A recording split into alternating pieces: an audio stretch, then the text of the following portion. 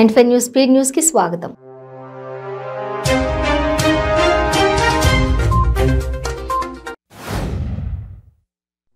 దాదాపు 100 రోజుల పాటు కొనసాగించే కంటి వెలుగు కార్యక్రమంలో ప్రపంచ రికార్డు సాధించేలా కంటి పరీక్షలు నిర్వహించనున్నట్లు తెలంగాణ రాష్ట్ర ప్రభుత్వ ప్రధాన కార్యదర్శి సిఎస్ శాంతికుమారి పేర్కొన్నారు.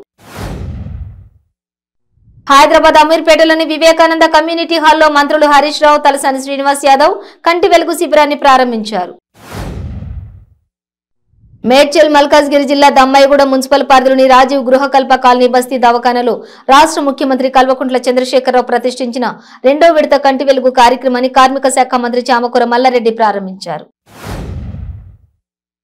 సీఎం కేసీఆర్ పేదల జీవితాల్లో వెలుగులు నింపుతున్నారని రాష్ట్ర సంక్షేమ శాఖ మంత్రి కొప్పుల ఈశ్వర్ పేర్కొన్నారు.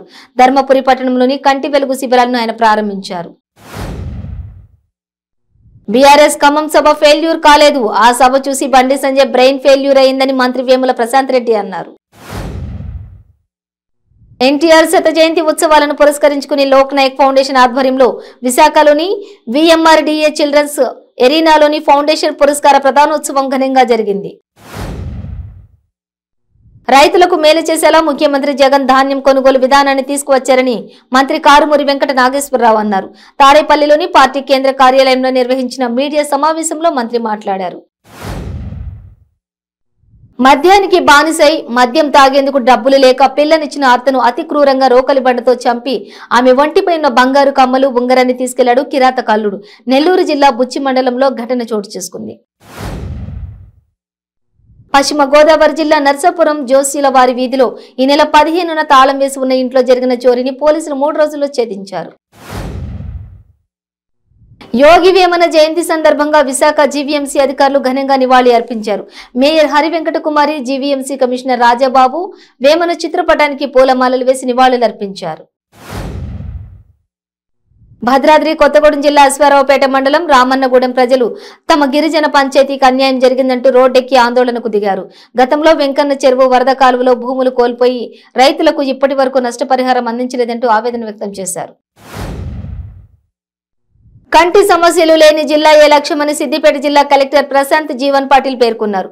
మార్కక్ మండలం అంగడి కిష్టాపురంలో ఎఫ్డీసీ చైర్మన్ వంటేరు ప్రతాప్ రెడ్డితో కలిసి కంటి వెలుగు 2వ విడత కార్యక్రమాన్ని ప్రారంభించారు. ప్రభుత్వం ప్రతిష్టాత్మకంగా చేపట్టిన కంటి వెలుగు 2వ విడత ద్వారా ప్రజలకు కంటి సమస్యలు దూరం అవుతాయని కలెక్టర్ రాహుల్ రాజ్ అన్నారు. ఆసిఫాబాద్ మండలం చిర్రకుంట గ్రామంలో ఏర్పాటు చేసిన కంటి వెలుగు శిబిరాన్ని SP Suresh Kumar, ZP chairperson Kovalakshmi, MLA Atram సక్కుతో కలిసి ప్రారంభించారు. నిర్మల్ మున్సిపాలిటీలో జరిగిన ఉద్యోగ నియామకాల అవకతవకలపై విచారణ జరిపి చర్యలు తీసుకోవాలని డిమాండ్ చేస్తూ బీజేపీ నాయకులు, కార్యకర్తలు జిల్లా కలెక్టర్ కార్యాలయాన్ని ముట్టడించారు. ఉస్మానియా యూనివర్సిటీ బిజినెస్ మేనేజ్మెంట్ కళాశాలలో అంతర్జాతీయ సెమినార్ నిర్వహించారు. కళాశాల గోల్డెన్ జూబ్లీ సెలబ్రేషన్ లో భాగంగా మొట్టమొదటిసారిగా అంతర్జాతీయ సెమినార్ ను నిర్వహిస్తున్నట్లు కళాశాల ప్రిన్సిపల్ ప్రొఫెసర్ శ్రీరాములు తెలియజేశారు.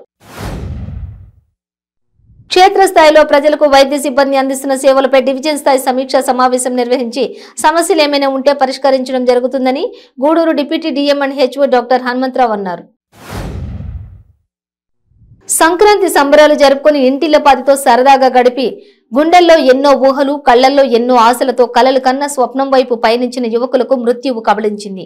అన్నమయ్య జిల్లా ఓబులవారిపల్లి మండలం పెద్దవరంపాడు అప్పలయ్య గుంటపల్లి దగ్గర జరిగిన ఘోర రోడ్డు ప్రమాదంలో 2 యువకులు మరణించిన ఘటన మనసును కలిచివేస్తోంది.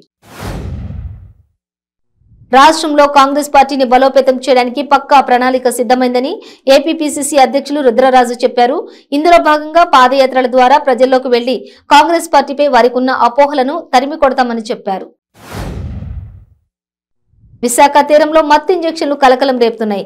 పనికిరాని చిత్తు వస్తువుల వ్యాపారం వెనుక గత కొంతకాలంగా రహస్యంగా సాగుతున్న గంజాయి విక్రయాల గుట్టు రట్టు చేశారు స్థానికులు.